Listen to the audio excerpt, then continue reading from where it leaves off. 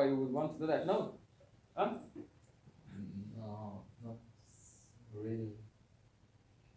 Could you go back and show how you did the clipping thing? Oh, right. Sorry, it was too fast. Okay, yeah, good. No, that's what I want you to do. Interrupt me if you don't see it, if you don't understand, please. So, let me get rid of this clipped part. I'm deleting it, removing it. So you have the roads, right? And you have the flooded area. So far so good, right? You guys got it. So think about the layer that has the roads is like the dough in the cookie maker, right? And this layer that has the flooded area, it's like the cookie cutter. I got that part. Yeah. It's just Okay, the mechanical part. All right. So you have geoprocessing here, right? Clip. So the input features are usually the ones that you want to use later on, the ones that you want to look at. And then the clip features, the cookie cutter, the ones that you're going to use to cook. So to cut. So the layer that is for the roads, it's AV, I think it's Allmensweg, I think that stands for that. So it goes there, like this. Right?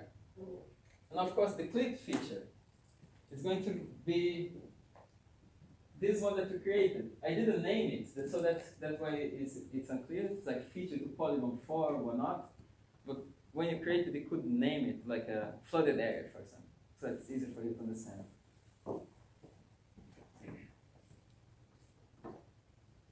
And in this case, you don't need to do anything about tolerance because it's already closed. You see that's really neatly closed polygon, so you don't need to think about tolerance there. And when you just do this, okay, it's just going to clip. So you see that it created a new one here, clipped. You can see this one here. So even if you turn off the road area, you see that you have these two road pieces that have been clipped, and they're exactly the road pieces that are under the flooded area. Does it make sense now? Mm-hmm. Okay. And then you can calculate the length of the roads. In this case, it's just two pieces of road. Maybe you could kind of eyeball it, but that's more exact calculation. But later on, you might have like a type of land, and then you have like there's one layer that shows like the type of land and whether it's farmland, whether it's a swamp or not, right? And then you want to know how many square meters of farmland are under the fire. And then you have this polygon that shows the fire.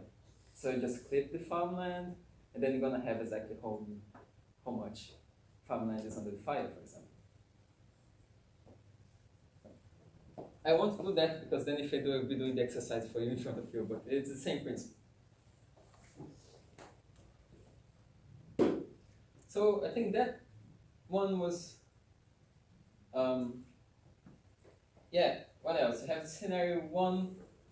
You also need to think a bit about the summer houses. There will be summer houses that are there, and summer houses are also affected. It's very similar principle. The only difference is that the summer houses file is in a different format. So when you add it to the map, you have here, this is the summer house file. I think it's a fritted hus, that's why it's an F code. But when you add it, it comes here like this funny database here. Right? With the coordinates and the areas and so on.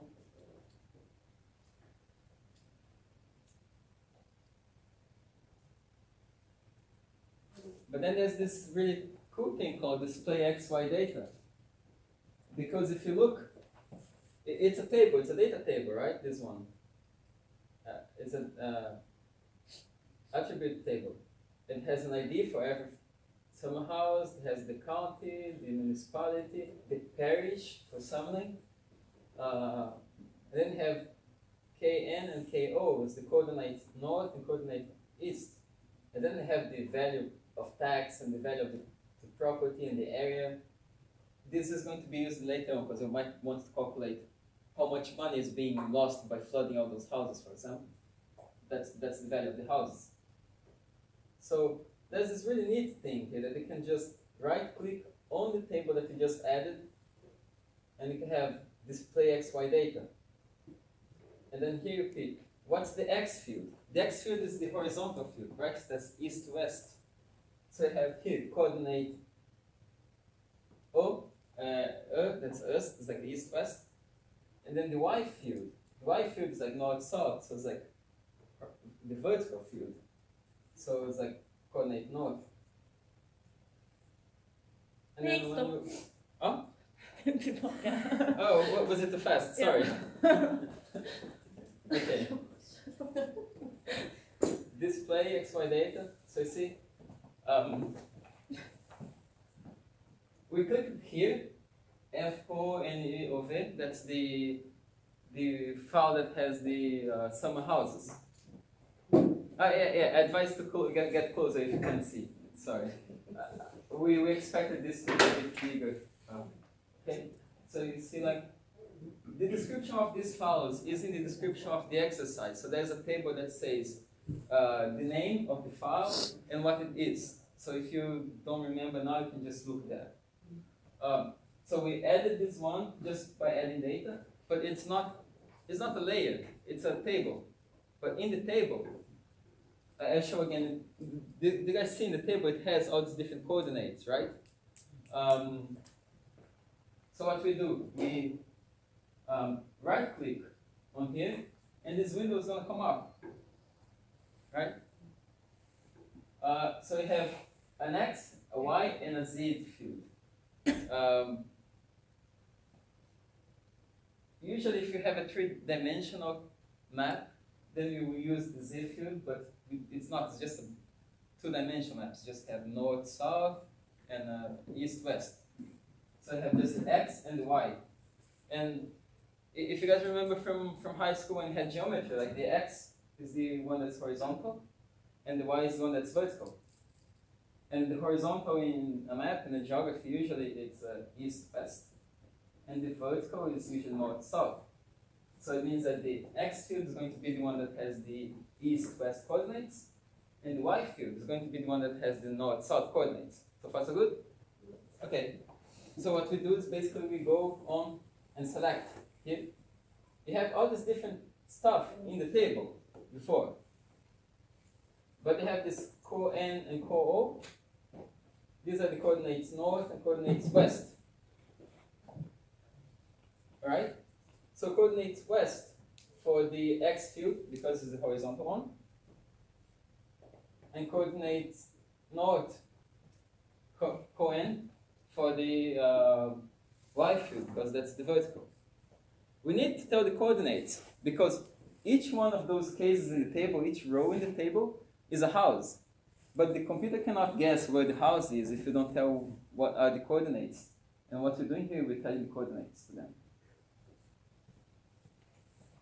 When you do this, then you have all these dots showing up.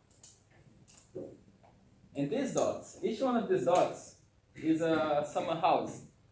So people might live there, might not, but the building is there, right? And one of the parts of the exercise is to know how much summer houses are flooded and how much money, how much value is damaged by that. Which probably you might be able to guess how you do that. We have the flooded area here, right? And we have the houses, right? And you can see which houses intersect with that. And then we have all those tools like selecting by location. You can select the houses that are under the flooded area. And then you can summarize the stuff, like we did for the other one.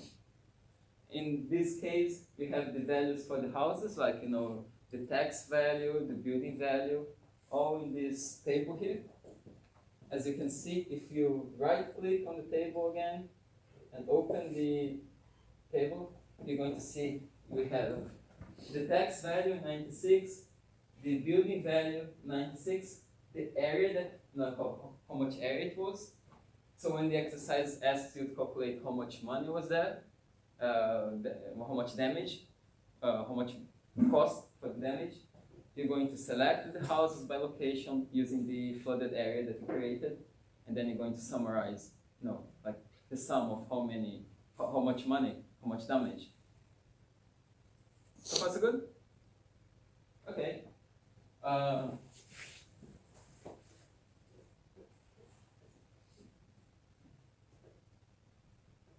Is the amount in like Swedish crowns or is it like Yes, thousands of crowns or whatever? it's Swedish crowns, and I think it's hundreds of crowns. It's in the description for the exercise. Ah, It's, okay, sorry.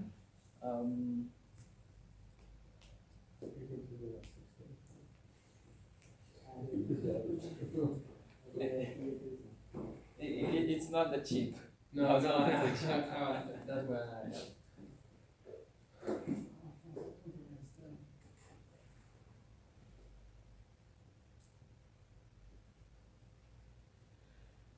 And then there's another part of this scenario is you could, instead of you could blow up a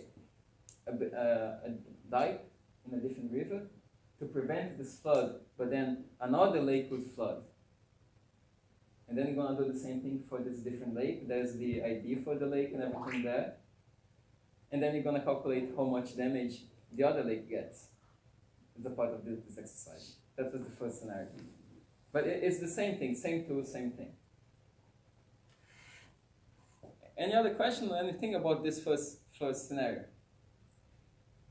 All right, so I'm gonna move to the other one because we only have 2 hours this morning.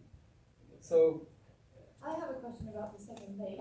sure. Wasn't that at 100 meters from the lake? Was it still a river, 100, or was it 100 meters? Oh no, you need to pick the first head curve around the lake. Yeah. And you're just going to create the envelope using that curve around it. Yeah. It's not 100 meters from the lake because sometimes 100 meters is going to be too short or too far for the head curve. Yeah. Because it was different on the 2 lakes. It was 50 on the first lake, on this one, and 100 on the second one. I think, I'm not sure. Oh yeah, that's right, for the exercise, right? Yes. Yeah. Oh no, the first one is in the, that's correct, you're right. The first one is with the height curve. The second one is even simpler, it's just 100 meters around. Yeah. And if it's around 100 meters around, is what you did for the previous exercise, it's just the buffer zone around, it's much simpler. You don't need to do the fit with the polygon. But for the first one you do. Yeah, well caught, thank you.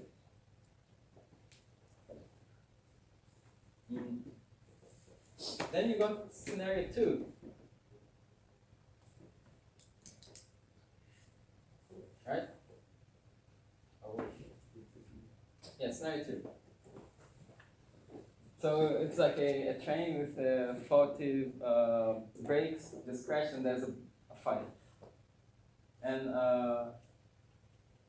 you need to know stuff like the damage that the fire causes, if there are water around the fire, around nearby that can use to quench the fire, for example. And you also have the summer houses and all the people who live there, and you want to see how many people are going to be evacuated, how much damage is going to be caused, how much different types of like land use are going to be damaged. So for this one, you're going to be given, it becomes a different part of the,